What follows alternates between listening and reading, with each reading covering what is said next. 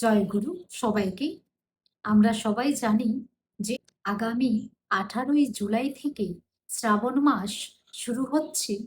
তাই আমরা শ্রাবণ মাসে যে প্রতিদিন মাতৃ সম্মেলন করব, সেটা কিভাবে করব, কতটুকু সময় করব, তাছাড়া এই মাতৃ সম্মেলন উপলক্ষে পূজ্যপাদ শ্রী শ্রী আচার্যদেবের কি কি নির্দেশাবলী রয়েছে আজকের ইষ্ট প্রসঙ্গে আমি সবার সাথে এইগুলো একটু শেয়ার করে দিচ্ছি।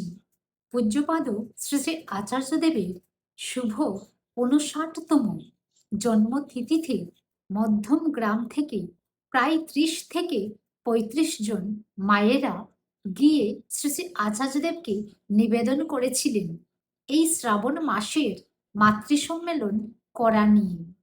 পূজ্যপাদ শ্রী শ্রী আচার্যদেব যে যে নির্দেশনা দিয়েছিলেন তার প্রত্যেকটি আমি আপনাদের সাথে শেয়ার করে দিচ্ছি।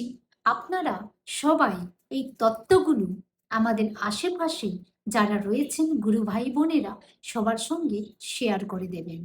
তিনি বলছেন যে মাতৃ সম্মেলন 1 ঘন্টা 10 মিনিটের মধ্যে শেষ করতে হবে। অতঃপর মায়েরা 1 ঘন্টা দীক্ষাপত্রের কাজ করবেন। তিনি আরো বলছেন যে মাতৃ সম্মেলন প্রার্থনা দিয়ে শুরু হবে। তারপর একটি অথবা দুটো অমেয় গ্রন্থ পাঠ, 2টি বা 3টি করাস সঙ্গীত, কোনোভাবেই এককভাবে সঙ্গীত করা যাবে না। 2জন কিংবা 3জন মা আলোচনা করবেন। বয়স্কা মায়েরা নিজেরা আলোচনা করবেন না, কম বয়সীদের দিয়ে করাবেন। কীর্তন ও জয়রাধি দিয়ে অনুষ্ঠান শেষ করবেন। যারা নিষ্ক্রিয় অর্থাৎ ইনঅ্যাক্টিভ হয়ে আছেন তাদের সাথে যোগাযোগ করে তাদের বাড়িতে অথবা যারা সম্প্রতি ডিফল্টার থেকে সক্রিয় হয়েছেন তাদের বাড়িতে সম্মেলন করতে হবে। প্রয়োজনে ইচ্ছুক অদীক্ষিত দাদা মায়েদের বাড়িতে মাতৃ সম্মেলন করা যাবে, কিন্তু যারা সক্রিয় অ্যাক্টিভ তাদের বাড়িতে অনুষ্ঠান করা যাবে না। কিছু ক্ষেত্রে ফুল মালা ও প্রসাদ নিয়ে অসমর্থ দাদা অথবা মায়েদের বাড়িতে সম্মেলন করতে হবে। তিনি আরো বলছেন মায়েরা এক জায়গায় একত্রিত না হয়ে এলাকা ভিত্তিক অনুষ্ঠান করতে পারেন।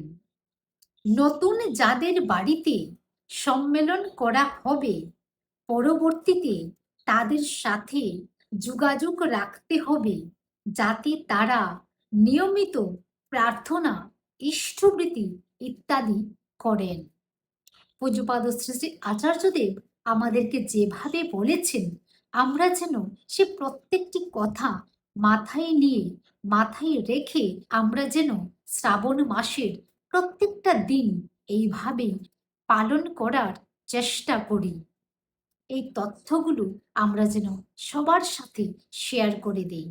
আমাদের গ্রামেগঞ্জে অনেক এলাকা এখনো আছে যারা একদমই আপডেটেড নন, যারা দেওঘরের সঙ্গে কোনোভাবে সরাসরিভাবে যুক্ত নন। তারা কিছুই জানেন না যে কখন দেওঘর থেকে কি নির্দেশ আসছে। তাই আমরা যেন নিজেরা দায়িত্ব নিয়ে সেই তত্ত্বগুলো আমাদের আশেপাশে যতদূর পর্যন্ত সম্ভব আমরা যেন সবাইকে সেটা চালিয়ে দেই।